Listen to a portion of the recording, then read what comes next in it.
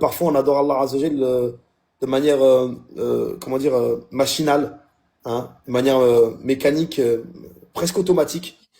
Et alors que la douceur de la foi, elle réside aussi dans le fait de conscientiser, hein, quand les savants ils parlent de l'khushu', de l'humilité, d'accord, qu'on va pouvoir obtenir dans les actes d'adoration comme dans la salat, ben il est surtout question de, comme les savants le disent, de méditer sur l'essence, c'est-à-dire de se poser et de méditer, hein, d'accord. Afala yatadabbaruna al-Qur'an, donc comment dire, le fait de méditer le Coran, c'est quelque chose de très très très important. Et donc se poser, réfléchir spirituellement au sens des versets, à la portée. Hein? Qu'est-ce que ça veut dire quand on dit Allahu Akbar et qu'on entend salat? Et ça, moi, ils expliquent. C'est le fait que, khalas, tu délaisses toute chose. Rien n'est plus important que ce qui va suivre. Allahu Akbar. Allah est le plus grand. Khalas. D'accord?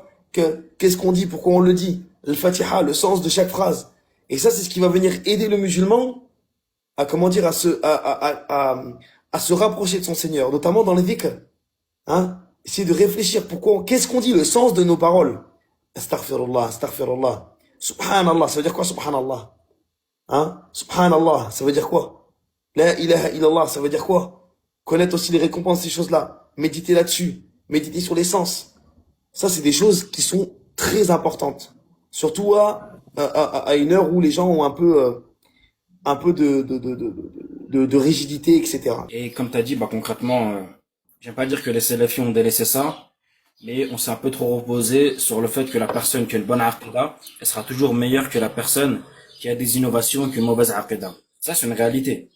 Mais si tu as une bonne aqida, mais par contre, que ton cœur, il a des maladies, et de là, tu as de l'orgueil. Et de là, tu as de la malhonnêteté intellectuelle.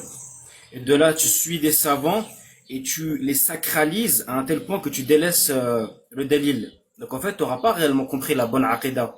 Tu n'auras pas un bon manhaj. Tu n'auras pas un cœur qui est sain et qui est vivant.